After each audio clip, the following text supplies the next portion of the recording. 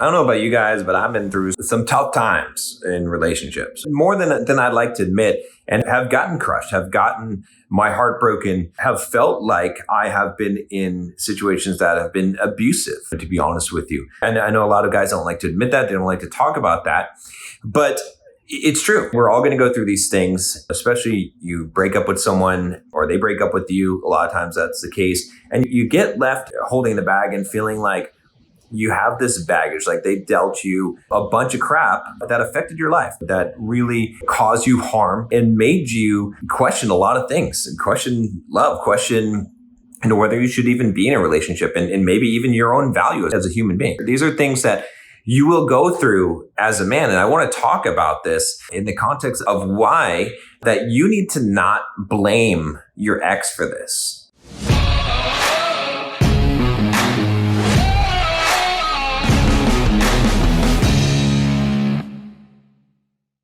So let's dive into this. Let's talk about this. I think this is a very important topic, like I said. So the big thing that you need to understand, guys, this is really the crucial thing about this, about blaming your ex for what's happened to you in your life, is that you are responsible ultimately for the outcome of your life. It really doesn't matter how awful that your ex was. There are some awful people out there. In fact, let me rephrase that. There are not awful people out there. There are people who lack awareness. I don't really believe in the concept of evil as most people talk about it. People can do messed up things. They can do horrible things to you, but it doesn't necessarily make them a bad person. Just like you can do horrible things, it doesn't make you a bad person. Instead, what's always happening, I'll double down on this, is that it's a lack of awareness. If we have awareness, then we know how to treat people. We know how we should be treated. It doesn't really matter how awful your ex was. It doesn't change the idea or the fact that you are ultimately responsible for the outcome of your life. It doesn't matter if they hurt you. And some of the things that you should think about is that you chose them. Maybe it was a mistake. Maybe you shouldn't have chose them, but you did that. You were responsible for seeing this person, for dating this person, for getting in a relationship with this person. And maybe you missed some things. Maybe there were things that they were hiding. But you still ultimately made that choice. If you made a bad choice or not, that's ultimately going to be your responsibility. It's not someone else's. No one put a gun to your head and forced you to do something that you didn't want to do. So you have to take responsibility for that. That is part of maturing and being a man, because blame is easy. Blame is the easiest thing to do. It's so much easier to blame other people. It's so much easier to do that, but it's the cowardly thing to do. It is the courageous thing, it is the manly thing to do, to take up responsibility and to say, look, this person may be messed up and they may have these problems and they may have done these things to me, but ultimately, I can't blame them for my internal state. Again, when we practice Stoic philosophy, we really believe this. We believe that it is not someone else's responsibility for how we feel. It is our responsibility. This is very important for emotional maturity to understand this. It's so much easier to blame someone and say, oh, they made me do this, or they made me angry, or they made me feel this way. You need to take those sentences out of your vocabulary and not use those things. And the reason why that this is so important is that blame, it takes away your agency. It traps you. It puts you in a position where you do not have control anymore, because if it's someone else's fault and you're just a victim, we talk about the victim mindset, then you lose the ability to change situations or to make them better in the future. Okay. You have to really think about who's the captain of your fate. Is it you or is it your ex? Did your ex really do these things to you, or did you choose to stay in a relationship, to get in a relationship, to not set boundaries? I've got a really important video that you guys need to watch. If you're a Bulldog's Mindset member, go watch the video now on boundaries in the Bulldog Mindset membership. If you're not a member, go check it out. Even if you just sign on for the trial, it'll be worth it just to watch that video, because it's something that you need to understand and know. If you don't set boundaries in life, if you don't know how to do that in a relationship, you are always going to end up feeling guilty, feeling abused, feeling gaslit, feeling all of these things. So go learn about boundaries. But ultimately, what I'm saying here is that you're the captain of your fate. It's not your ex. You need to take responsibility for everything that has happened in your life. If you're full of resentment, you'll make a future full of misery. There is no point in resenting people. People do messed up things. I've done messed up things. People have done messed up things to me. And I just love them for it. Anyway, I'll be honest with you. I don't have any hate towards anyone. I don't. There's some things that people do I dislike. There's some people that I dislike. I still love them though. You know what I mean? I still want what's best for them. I dislike the way that they act. I dislike what has happened to them, their lack of awareness. But that comes from a place of doing some of this work to let go of these things. You have to let go of this idea of resentment, this idea that someone owes you something, this idea that they did something to you. You only allow someone to cause harm to you if you allow it. No one can cause harm to you without you allowing that thing. So let's talk about the alternative to blaming. So the alternative to blaming is learning. You make the same mistakes until you learn, so you might as well learn. What does that mean?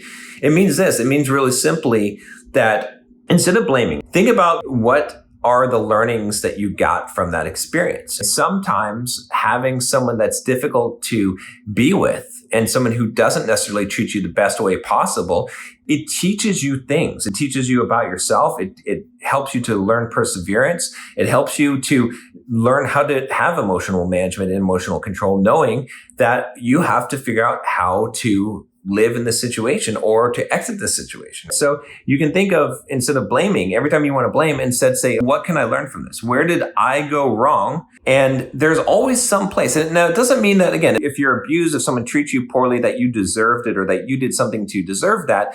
But what it does mean is that there's something that you missed along the line. Maybe there's some way that you could have handled things better. Why does something take you down? Why does someone else take you down? Why does it matter how other people treat you and how they act towards you? Why does that affect you so deeply? Because you always have a choice. You always have sovereignty in your life. You could leave. You don't have to be in the situation. You can choose to see this person as a crazy person who lacks awareness and doesn't know what they're doing. And so you don't blame them for what's happening, but you feel pity. You feel sorrow for them. But these are choices that you make.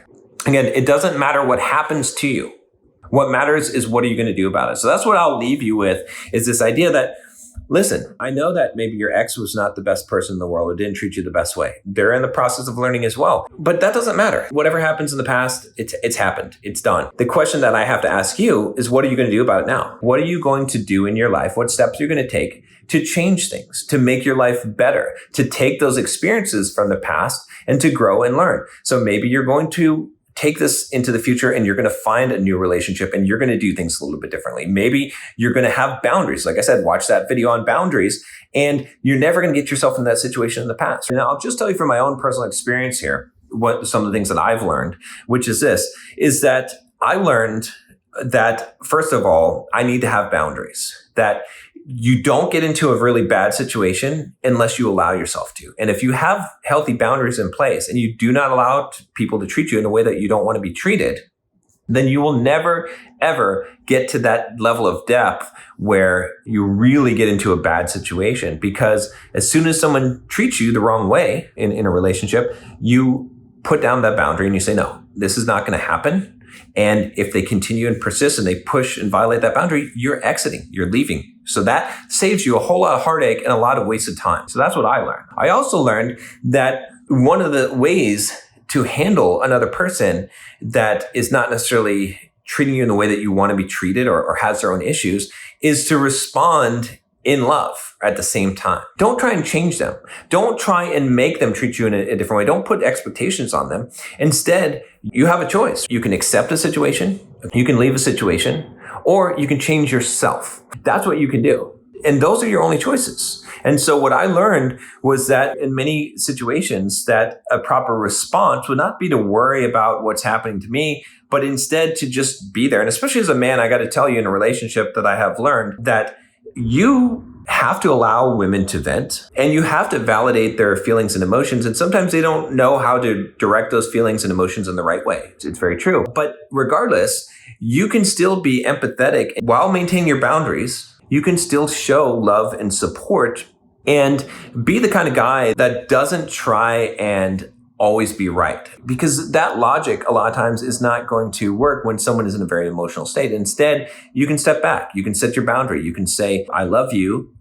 However, I will not be talked to like this. and then you can leave and you can exit that situation and never get into it. So many times I think the mistakes I've made is getting into it and getting into arguments, getting into emotional battles and feelings raging and all these things, when as a man, I need to be firm and step back and say, okay, if you want to talk about things, if you've got things that you need to vent, I will understand and I will be empathetic and I will be here and listen. As long as you're not violating my boundaries while doing that, then that's fine and it's totally acceptable. It's not wrong for you to have these emotions. It's not wrong for you to feel this way. In a similar situation, I would probably feel similar. I might not act the same way, but that's fine.